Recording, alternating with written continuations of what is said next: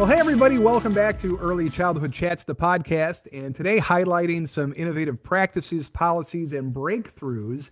And I could not be more excited to talk with our guest today.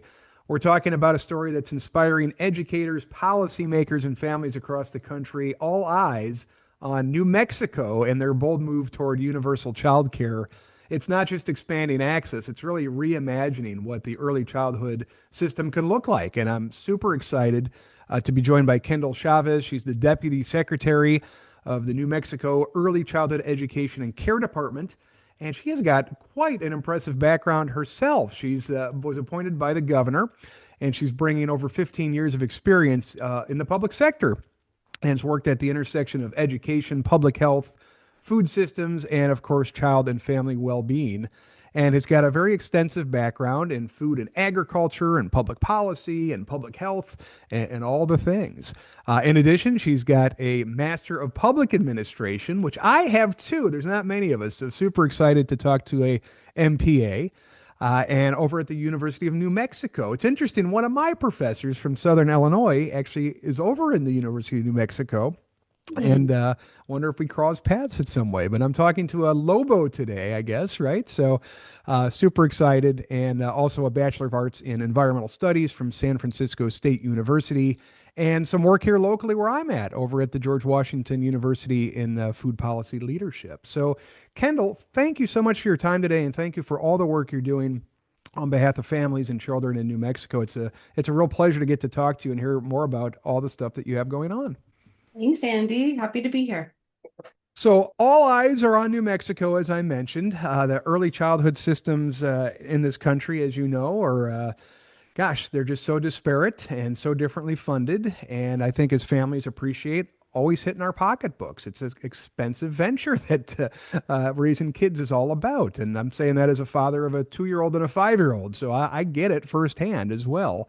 But I'm super excited to kind of hear what you're doing, how it came about, how it's going so far, and all the things. So to begin, could you maybe talk a little bit about what New Mexico's Universal Child Care Initiative is?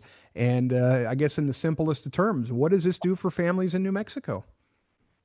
Andy, I'm a mother of a 2-year-old, so I think we're probably equally as exhausted. Somebody asked me the other day how I was, and I was like, I have a toddler. Thank you for asking. That's all you need to say, right? Yeah, yeah. So yes, this work is both personal and professional and heady and theoretical and all the things all coming together at once and making real impact in everyone's lives here in the state, including my own. So I can speak to it from a personal experience as well. I'll give you, Andy, a little bit of background if that's okay before we talk about universal childcare, because this thing that we're trying out, this test that we're doing here in the state, which was actually going quite well, which we'll get to in a little bit, has been in motion since, well, for decades, but really since this Governor Lujan Grisham came into office. One of her very first campaign promises, which was a shared priority of the Lieutenant Governor who was coming in on the ticket and came into office with her, Lieutenant Governor Howie Morales, was that their moonshot for education always had early childhood education as sort of the foundation. Their priority was always young children, 0 to 5, and families. And the two of them, native New Mexicans, knew then and know now that this is no silver bullet, but this is the strategy that you have to invest in that pays dividends upon dividends to really change the trajectory of a state or a place or a province or a city. They knew that this is the strategy for the state, that we couldn't just do economic development, we couldn't just do K-12. It had to be all the strategies at once, with early childhood really at the center of the plate, if you will. And so in 2019, the governor created and the legislature created the Early Childhood Education and Care Department, which is the department that I have the honor of working in. And that at the time, we were one of the few states that had done that. And the concept is very simple, but revolutionary, right? We're going to pull, especially for government, we're going to pull all these threads of these various programs and policies and put them in one place so that they make sense, so that they work, so that we're being, data driven and action oriented, and we're serving families the best that we can. And that family, on the family side, we also have a one-stop shop. And we understand that if I need anything for my child who's 0 to 5 or prenatal, if I'm a mom or a person who's going to have a child, I know where to go. And so that very simple kind of approach, that simple container, has been playing out since 2019. The department was officially started in 2020. And the work has just been, I mean, this is essentially a startup, right, in government, which is a sort of interesting concept for government, but it's extremely entrepreneurial, startup nature. And the whole idea is to better the lives of for children and families in the state. And the governor has been, I've heard the secretary say this a million times, clear-eyed, like completely crystallized vision of the direction we were headed. And she has been honest with New Mexicans about that from day one, excuse me, with the legislature. And so here we are in 2026 with the universal child care is kind of the pilot for the nation, which we are very proud of. And I know you, Andy, will dig into that in a second. But universal childcare lives alongside our almost universal early pre-K. We're chipping away at that and very close. Universal pre-K for 4-year-olds, universal home visiting, the most successful early intervention program in the country. So we have all of these services and programs in one place. They're all connected. And universal childcare was kind of the last piece of the puzzle that was critical for governor, for our secretary, and for the families and people of New Mexico. So along the path also, and Andy, I think other states have lots of questions about how we got here. The state, as with the capital S, the governor, the legislature, the administrator of this department, Secretary Gerginski, all had this nation-leading idea that we would pull essentially oil and gas dividends and other investments that the state had at the time, and we would build a fund that would just serve early childhood. So the purpose of this fund, the Early Childhood Trust Fund, is what it's called by most people, is what funds all of the programs that I just mentioned, which are expensive. The initial investment is very expensive, but the payoff is worth it. So pre-K, early pre-K, home visiting, childcare, et cetera.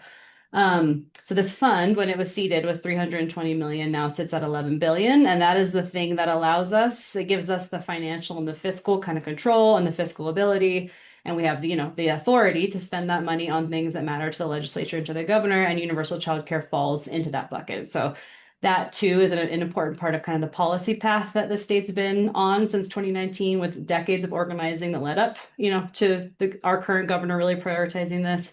But it's a very important part of the story on how we got here and how universal childcare came to be. So the other piece is that we've been slowly peeling back the eligibility cap since 2020, 2021, going from 200% FPL to 350 to 400. And then in November of 2025, we lifted the income cap, making it universal for all families, as long as they were working or in school, as long as and if they're residents of the state of New Mexico. So that is the kind of universal concept. And that was the, again, slow trajectory that we've been on since pre-Governor Lujan Grisham, but really 2019 and on, has been slowly chipping away at the income cap eligibility, slowly building infrastructure, slowly building capacity, slowly building political will. And so in November 2025, or September 2025, when she announced this, there were some questions asked, how and why, and how did you get here? And it's too fast. And anybody who had been paying attention to this department and to this governor know that it's been a kind of slow process, very methodical process, since the day she came into office. So your question, which was like, what is it? What is it? What is the Universal Child Care Initiative? Is essentially serving any family, any child in the state who's a resident, whose parents or caregivers are working or in school, with some exceptions around work and school requirements for certain populations that are deemed at risk, or that we want to make sure, we want to offer additional support to really get them into high quality childcare. So children who are unhoused, children that are born substance exposed, grandparents raising grandchildren. There's some other kind of subpopulations, but families that we care about, we want to make sure get into the childcare system and have access to high quality care. So that's essentially what it is. Pre-universal childcare, we were at about 32,000 children in the whole childcare system, 0 up to age 12. And now we're sitting at about 48,000. So that's grown 16,000 just in the last few months. And we're beating our trajectory of where we thought we would be at the end of this fiscal year. We are, exceeding that quickly, which just shows both the need and the excitement from families, the need and the excitement from legislators and their understanding of why this is so critical, and the capacity and the ability and the willingness to grow on the provider side. Wow. Well, hats off to you guys. That's simply amazing. and of course, we always think about all the things, right? We want to expand, we want to have great access, but as you know, access is just one small piece of this puzzle, right? So how are you still ensuring, a quality childcare experience for the residents of New Mexico? So one of the core that is something that we are very proud of and has been a kind of anchor of our approach from the beginning has been the kind of quality metrics and making sure we are measured by our legislative finance committee, by the legislature on how many children are ending up in 4 and 5 star care. So we are, that is one of our metrics, one of our measurements of success as a department.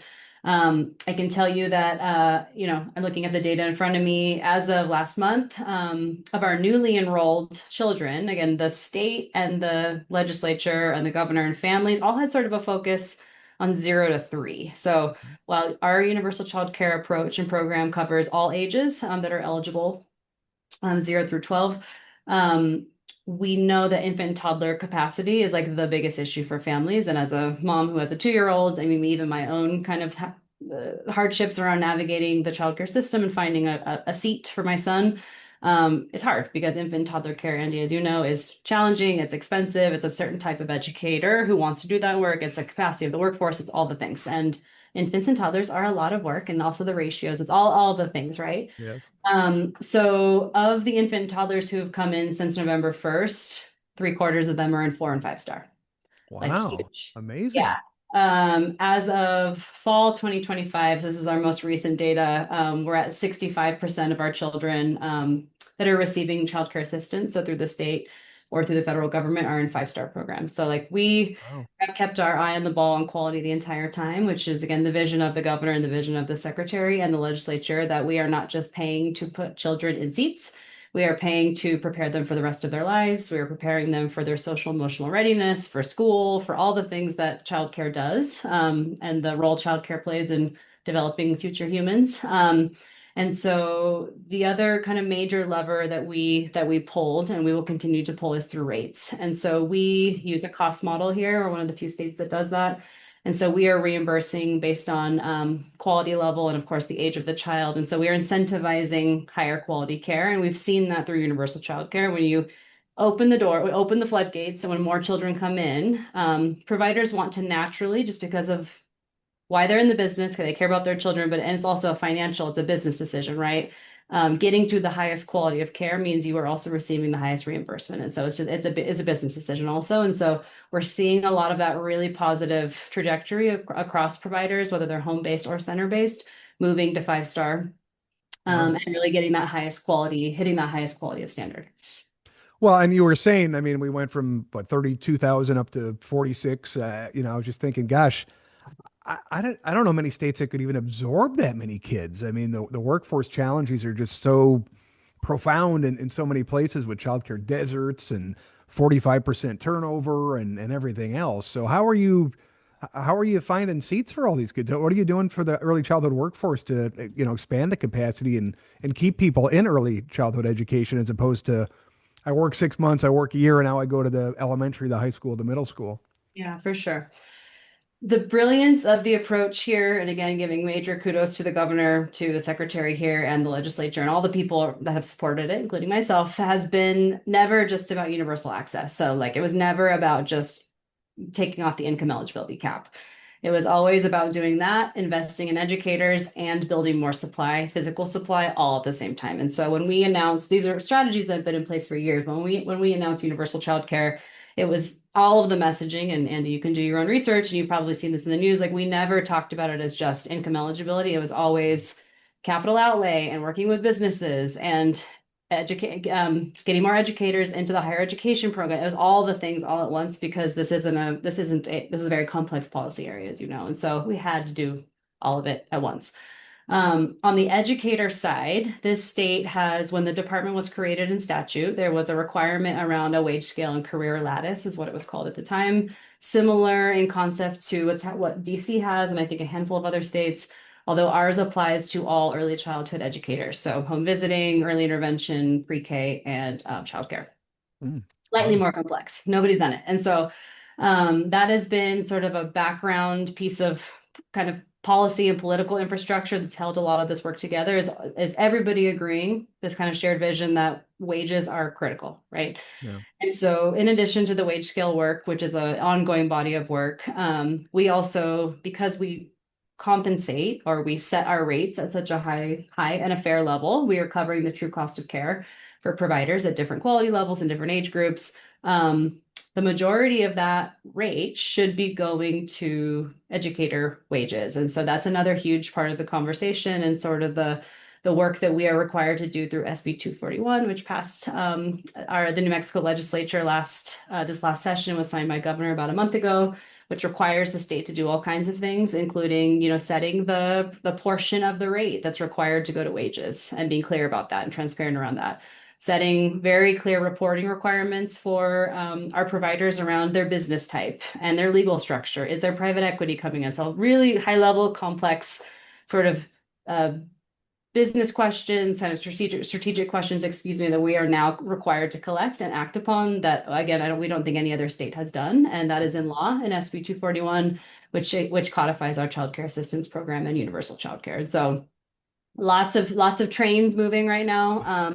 And all of them really are rolling up into supporting a workforce that is well compensated, credentialed, and well cared for, and is ready to serve the children and families of New Mexico. And so New Mexico also has had a kind of history of both pay incentives, pay parities, scholarships, bilingual incentives. We have a pretty robust package of workforce supports in addition to the wages that come through the rates, that are meant to start to bring educators up to par, whether that be in the pre-K space, to bring community-based pre-K up to school-based, or for infant toddler pay parity to bring them up to where they need to be based on the wage scale and career ladder. So all of this work is in motion, and I think a 1 point of agreement across the department, legislature, governor, advocacy groups, all the the broader coalition is this piece around educators and making sure that they are truly supported, again, well compensated, cared for, and credentialed,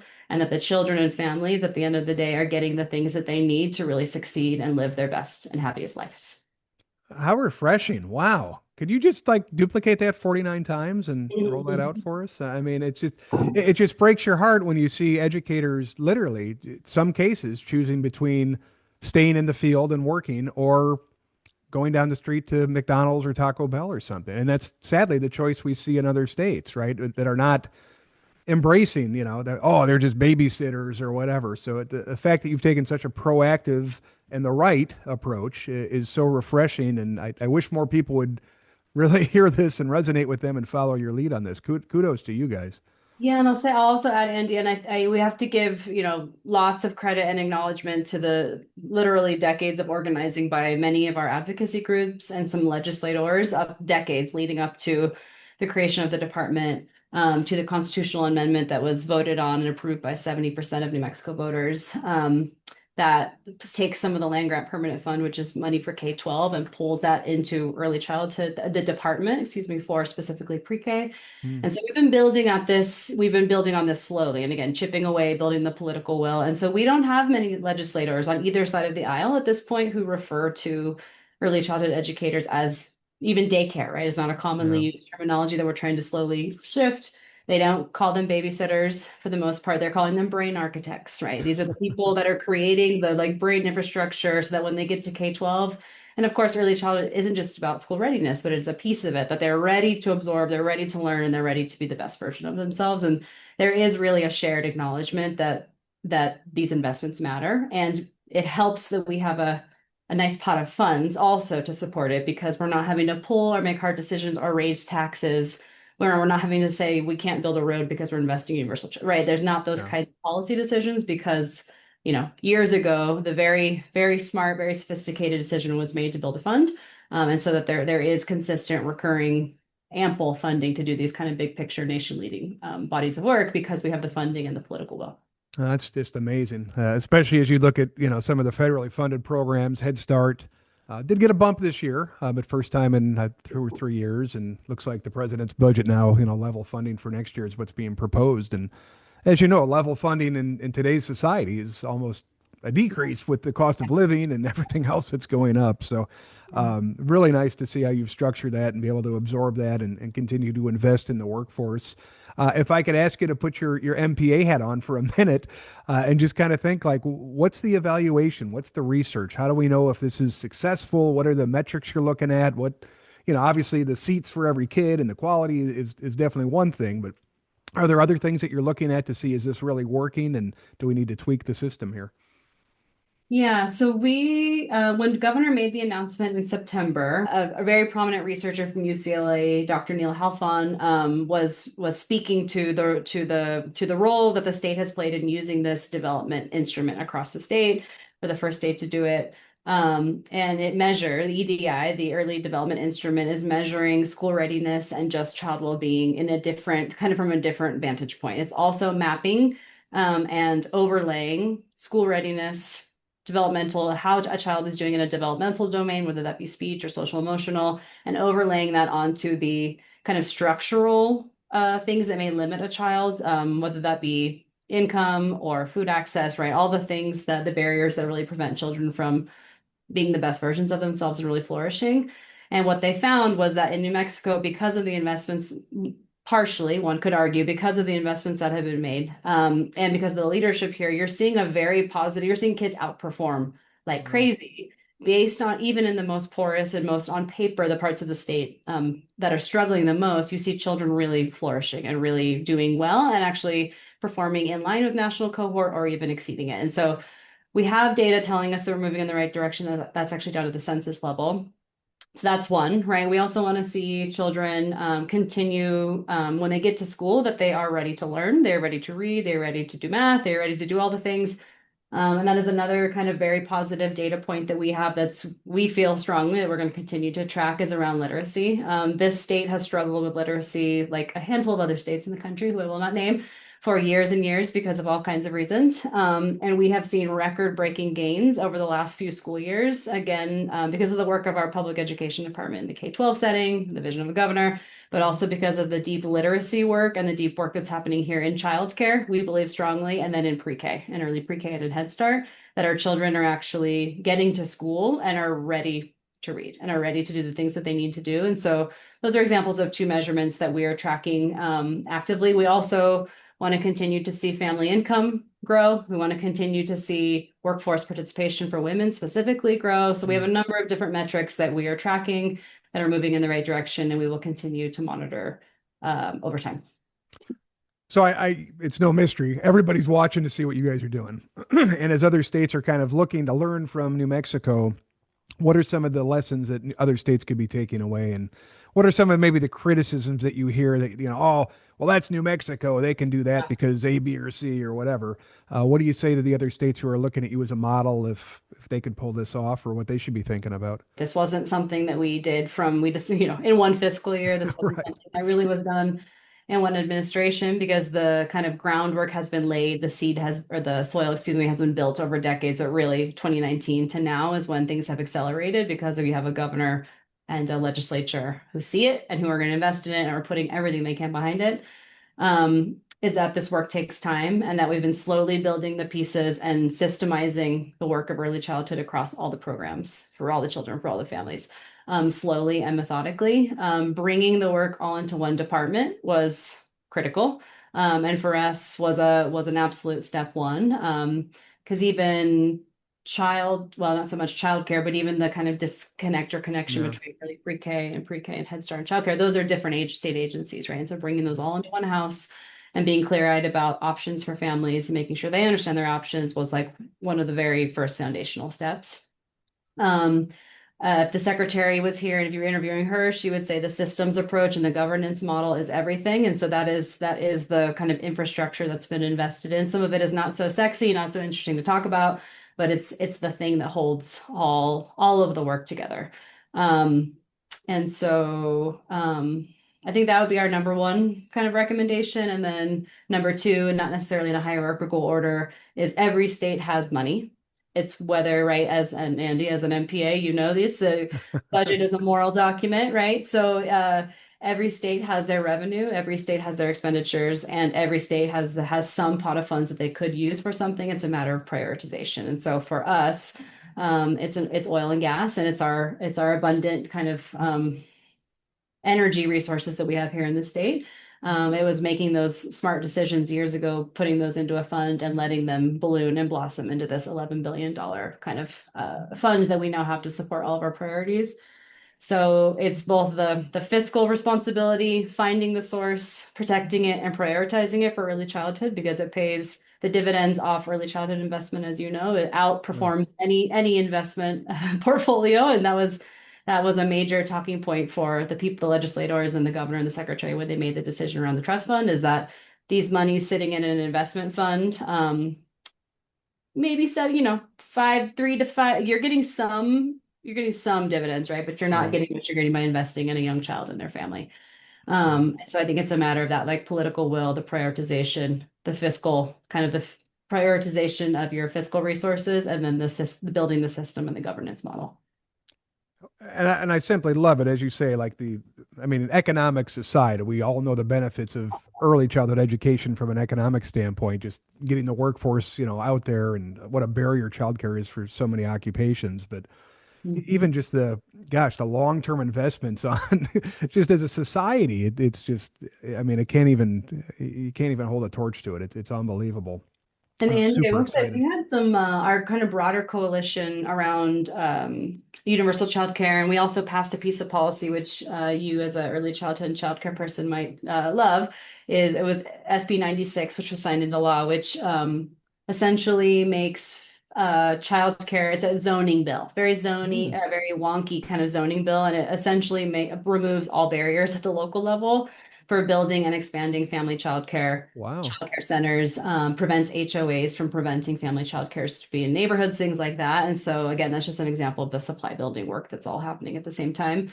But to your comment about the kind of economic argument, excuse me, I mean, our chambers of commerce showed up almost every day at the session to help us get this message across to our legislators that this was a good use of public money.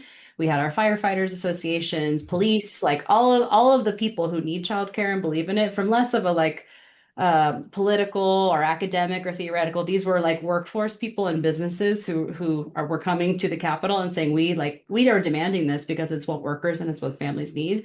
Was a very powerful coalition to have, and for the message of universal child care and the purpose and the reason to come from a firefighter or a police officer, also was we think a piece of why this thing got over the finish line was the types of people and the types of New Mexicans who showed up to say and explain why this was so important to them. Again, less from an academic or an early childhood kind of professional perspective, and more from I'm a family and this is what it means to me, because I'm a dad.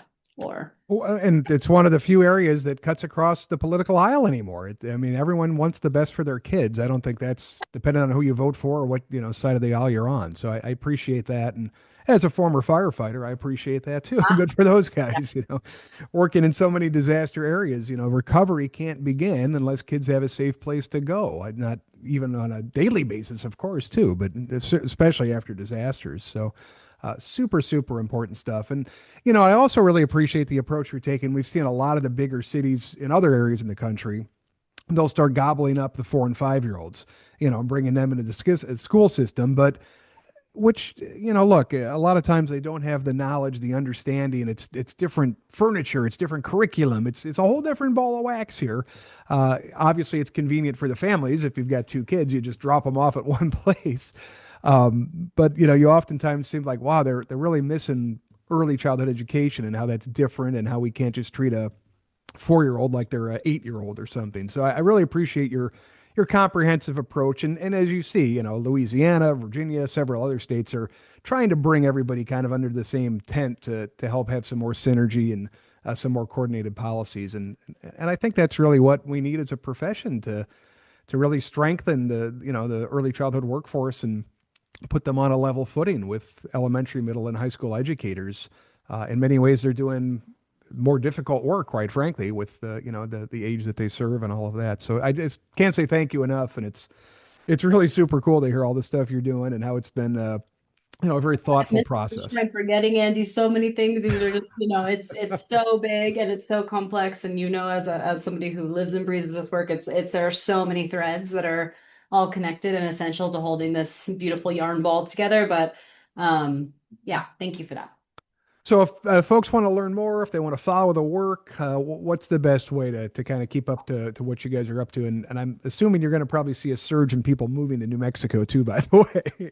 We actually have heard those stories. They're anecdotal, right? And we are moving rapidly into kind of formal evaluation with some external evaluators and national groups. So that's all. No detail in the moment, but that is very much in the because everybody wants to study it. Everybody wants to understand it for the national narrative. We've talked to New York City. We've talked to every many states have reached out to try and figure out how to replicate, and so we're happy and excited and grateful and honored to be that to serve in that role. And so formal evaluations are forthcoming. You asked about how we're measuring success, so it's the things I listed, but it's also yeah chronic absenteeism, like how the K-12 system's performing, our educators staying in their positions for long, like all the things are going to be studied and are being studied now. So we're very excited to get to that point of this kind of implementation where we can start sharing some of the things that we're learning. We will have a blueprint, something that we can share with national partners, and Andy will make sure you get a copy in the coming months that just lays out kind of how we got here, the timeline, the different steps, the roadmap, if you will, the learnings, the lessons, and the suggestions for other states and other places. We have a website, of course. People can visit our website, follow us on social. We try and populate on our website and our social videos and family testimonials and educator testimonials, and are really feel like that like marketing and the storytelling is a very important part of the success of this initiative, and also just again for us to share with the nation the things that we're learning and what we're doing. Well, please pass along the thanks to the secretary, to the governor, of course, to your team and all the great work that you're doing. It's truly remarkable to see this investment, this innovation, as you said, in government. We don't always have innovation, so to see what you guys are doing is really exciting. And I'll give you the last word. What else do you want to say here as we sign off? You asked a question about our fair people moving here, right? And so that is sort of a piece of the long game here. Is not to necessarily attract people to the state, but we really are one of the pieces of the puzzle is that this is also an economic development engine. This is how people go to work. This is how people go back to school. This is how people get a second career. This is how people they need childcare to pursue any of those options and to better their own lives and their lives with their children. And so we are stealing nurses from Colorado and teachers from Texas and police officers from Arizona. That is very much a piece of the strategy is to attract people, to keep people here, right? To keep young families and multi-generational New Mexicans here. Make sure they have access to this amazing high quality resource. And then they go to K-12 and they have free college, again, based on the vision of our governor. They have access to free high quality higher education, whether that be a certificate or a degree. That this is all part of a kind of cradle to career strategy to both, improve our educational outcomes, keep families here, and attract people here who we think will make New Mexico a better place. And so that is a huge part of the story that I don't think we really talked about, and you asked that question. So I thought I'd share a little bit of the anecdotes that we're hearing from families who are either deciding to stay in New Mexico and to keep their roots here, or people that are coming from other places who align with the values and the vision of the people of this state. So nothing else, Andy, to say we're honored and excited. We're exhausted. And, again, the team has been at this for years, but really it's been an accelerated, over the last 6 to 8 months. And we're just proud and honored and do it every day just to better the lives of children and families here in the state. So thank you for the opportunity to tell the story. Oh my goodness. Well, thank you. And again, thank you to the entire team, the governor and the administration, the legislatures. I mean, the vision, the commitment, the willingness to pursue the bold solutions to some of the toughest challenges we see. It's not easy what you guys are doing. It takes long-term thinking, it takes courage, it takes vision, and of course, a belief and an understanding of what the early childhood education system is, which, unfortunately escapes many people, including people in decision-making positions. But your efforts are already inspiring folks across the country, families, educators, and even policymakers, which is phenomenal. And I hope today's conversation, helps pull back the curtain a little bit and gets inside the mindset of what you all are doing. So I really appreciate your time, Kendall. Thank you for everything. And of course, thank you to our listeners. I hope this sparks some new ideas, some new conversations, and maybe even some new possibilities in your communities where you live. As we're seeing in New Mexico, this is possible. It's not easy, but it is possible, and there are some really big dividends when you get this done and do it the right way. So thank you so much for being here, and thank you so much for listening. We look forward to seeing you on a future episode here of the Early Childhood Chats podcast.